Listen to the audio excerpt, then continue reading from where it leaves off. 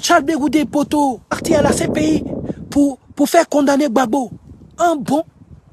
Mais à qui vous allez expliquer ça? Que quelqu'un prend 8 ans de sa vie pour aller en prison, pour empêcher quelqu'un de sortir ou pour condamner quelqu'un. À qui vous allez expliquer ça? Les Ivoiriens ont vu la loyauté de Charles Blé Goudé. Charles Blé Goudé n'a pas été nommé ministre de Laurent Gbagbo par hasard. Laurent Gbagbo le nomme ministre parce que durant des années, il a fait ses preuves. Parce que l'heure était venue de le récompenser. Mais le récompenser de quoi? De son travail, de sa détermination, de sa fougue patriotique, de son implantation et de son implication dans le processus de libération de la Côte d'Ivoire. Mais vous, aujourd'hui, vous allez venir vous asseoir au PPACI, dire que Charles Blé Goudé n'a pas le droit de nourrir des ambitions politiques.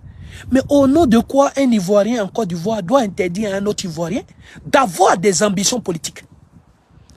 Au nom de quoi? Vous allez dire que Charles Blé Goudé n'a pas le droit d'avoir un parti politique.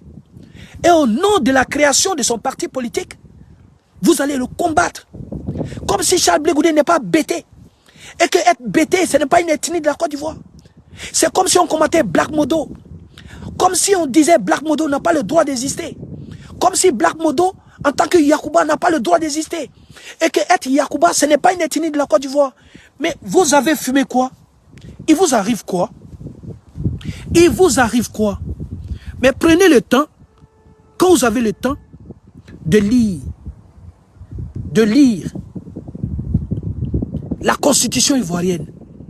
Prenez les premiers articles de la Constitution ivoirienne. Article 1, article 2, article 3, article 4, article 5. La Côte d'Ivoire est une et indivisible. La Côte d'Ivoire est un peuple et une nation. Cette nation-là, elle est incarnée par le président de la République. La Constitution garantit les droits de tous les Ivoiriens. Tous les Ivoiriens sont égaux en droit. Tous les Ivoiriens se valent. Aucun Ivoirien ne doit être contraint à l'exil. Aucun Ivoirien ne doit être forcé de s'exiler par rapport à ses choix politiques, philosophiques et religieux. Mais lisez votre constitution. Oui, Charles Blé Goudé ne pèse rien. On dit ok. Simone Gbagbo c'est qui? Elle ne pèse rien. On dit ok. Afin N'Guessan ne pèse rien. Ok. Mais toujours, c'est vous qui connaissez le poids des autres. Toujours, selon vous, les gens ne pèsent rien. Et lorsque ces personnes-là, Chichi Dagou soit salué, Noël Lebou soit salué. Lorsque ces personnes-là disent, ok, comme vous estimez aujourd'hui que moi je ne pèse rien, et que dans votre processus de maintien au pouvoir, je n'ai joué aucun rôle, j'ai décidé de m'affranchir, ça vous pose problème. Charles Blé Goudé n'est rien sans le nom de Gbagbo. On dit ok. Moi-même j'appelle le Grando, on dit Grando, laisse le nom du monsieur là. Ok? Voilà. Moi, Modo, quand je fais quelque chose, je ne dis pas Charles Blé Goudé, Charles Blé Goudé. Modo existe à cause de Modo. Modo existe parce que son père, M. Zan Tobo Eugène, l'a mis au monde et lui, il s'appelle Zan Bonga Modeste. Modo existe en tant que Zan Bonga Modeste. Charles Blé Goudé, tu peux exister en tant que Charles Blé Goudé. Simone Gbagbo, elle peut exister en tant que Simone Eivé. Avant d'être Simone Gbagbo, elle était Simone Eivé. Voilà. Donc, vous ne pouvez pas dire que c'est parce qu'on porte le nom de quelqu'un ou qu'on utilise le nom de quelqu'un qu'on existe. Mais dans ce cas-là, mais dites-nous, on va aller dans les centres commerciaux ici en France, on va dire bonjour, je veux yaourt pour mes enfants, je veux sac de riz pour mes enfants, mais au nom de Laurent Gbagbo, on va vous donner ça où? On va vous dire c'est qui Laurent Gbagbo? Donc, vous ne pouvez pas dire des contre-vérités comme ça à longueur de journée. Par contre, individuellement, chacun d'entre nous, par rapport à sa détermination pour le président Laurent Gbagbo, a apporté de la force au président Laurent Gbagbo. Et ça, c'est indéniable. À la CPI, là, ils ont dit au président Laurent Gbagbo, lorsqu'on vous envoie ici, on a cru que vous étiez un dictateur. Mais lorsque nous avons vu le nombre de personnes qui se mobilisaient pour un dictateur, ça nous a posé problème. On s'est dit, mais quel est ce dictateur qui a autant aimé? Ok? Quel est ce dictateur qui a autant aimé? Les petits hôtels de La Haye là, c'est Den Haag. Ça dit que c'est les coins les plus reculés et tout de la Hollande. Personne ne connaissait ces coins-là. Des gens même qui habitent à côté de la CPI ont dit, bonjour madame, est-ce que vous connaissez cet établissement-là? La maison qui est là, vous connaissez? Ils disent non. On dit, on appelle ça la Cour pénale internationale. Les Hollandais disent, le gars, il habite à 200 mètres de cette maison-là, mais il ne sait pas ce que c'est. OK? Il a fallu que le président Laurent Gbagbo soit là-bas. Et il a fallu que nous, on se mobilise pour que ceux-mêmes qui habitent dans leur propre ville se rendent compte qu'il y a une prison internationale qui est dans leur pays et qui est dans leur ville. Le maire de la ville de Den Haag, lui-même, il dit, depuis l'arrivée du président Laurent Gbagbo et de Charles Blé Goudé, les hôtels sont pleins. Les McDo sont pleins. Les restaurants sont pleins. À chaque arrivée et tout de mobilisation des Ivoiriens. Et partant de cela, il demandait comment faire pour partager un certain nombre de dividendes avec ces personnes-là. Quels sont leurs représentants à qui on va donner quelques recettes, n'est-ce pas, pris sur toute cette mobilisation financière. Les frères, vous ne pouvez pas être méchants comme ça au PPACI. Si ce n'est pas Kone Katina qui s'en prend vertement à Charles Blé Goudé, oui, il faudrait que tu arrêtes tes ambitions politiques. Tu n'as pas le droit de te présenter. Mais au nom de quoi vous allez dire à quelqu'un qui a envie de se présenter en Côte d'Ivoire qui n'a pas le droit de se présenter? Le président Alassane Ouattara même, là, lui ne peut pas me regarder, moi, Black Modo. Le jour, moi, je nourris l'ambition d'être candidat à la présidentielle en Côte d'Ivoire, Charles Blé Goudé ne peut pas m'empêcher. Que j'ai un parti politique ou pas, si j'ai l'argent de la caution qu'on paye, je vais déposer ma candidature au Conseil constitutionnel. C'est mon droit. Charles Blé Goudé a le droit de déposer sa candidature. Afin Guessa a le droit de déposer sa candidature.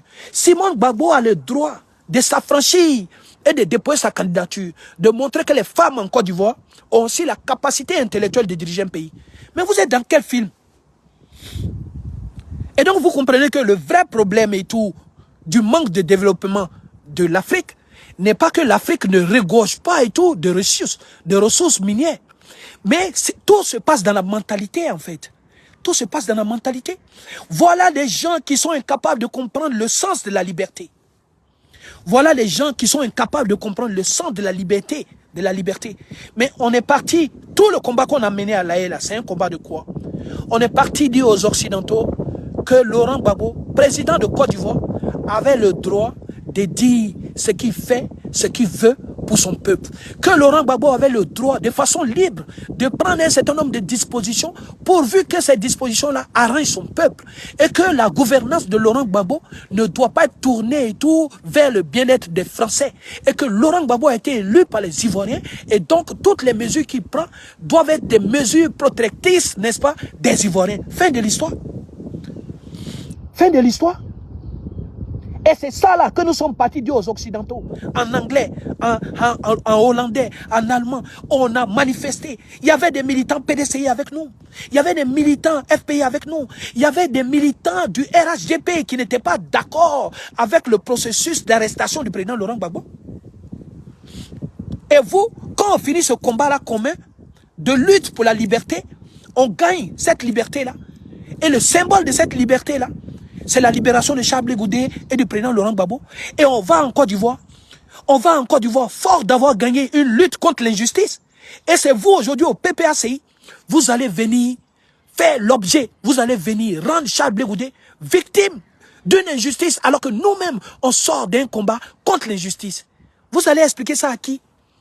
Tous ceux qui vous suivent sont des gens qui, soit dans leur analyse politique ou dans leur capacité intellectuelle à analyser les choses, ne comprennent pas. Mais c'est honteux de voir des gens qui se sont tapés la poitrine et tout pour la défense de la liberté. C'est honteux de voir ces personnes-là ne pas être capables de comprendre qu'est-ce que c'est que la liberté et donc de donner la liberté aux uns aux autres en fait. Mais vous n'avez pas honte? Quand on va vous dire, mais en quoi Kone Katina doit dire à Charles Blé Goudé, il n'a pas le droit de se présenter. Oui, si Charles Blé Goudé ne veut pas rentrer dans le PPACI, nous le considérons et tout comme un adversaire politique. Ça, c'est ton droit. Ça, c'est ton droit. Regardez, depuis l'arrivée de Charles Blé Goudé, les gens n'ont même pas de programme politique. Ça veut dire que c'est Charles Blé Goudé qui donne les tempos. S'il va à Ouagayo, tout le monde s'arrête à Ouagayo. S'il va à Kpeiri, tout le monde s'arrête à Kpeiri. S'il va à Saïwa, tout le monde s'arrête à Saïwa. S'il va à Zoukoubé, tout le monde à Zoukoubé. Vous choisissez le jour de l'arrivée de Charles Blé Goudé en Côte d'Ivoire, vous PPACI, pour aller organiser des simulacres d'intronisation, des simulacres de réunions, ça et là, les quoi Justin. Mais vous n'avez pas honte? Quand Quand vous regardez dans la glace, vous n'avez pas honte. Un compagnon de lutte qui est parti en prison, qui sort, qui arrive le jour là en Côte d'Ivoire. Même si tu n'as pas du respect pour toi-même, ta personne, il faut avoir du respect pour Dieu. Vous ne pouvez pas comprendre que ce jour-là, même si on ne va pas l'accueillir, ça doit être un jour où on est à la maison, où on se recueille, parce que cet enfant-là, il a souffert pour nous. Toi, quoi, Justin, tu es parti en prison. Quelle manifestation nous, on n'a pas fait? Quelle vidéo nous, on n'a pas fait? Aujourd'hui, toi, tu sors. L'injustice que toi, tu as subi en prison.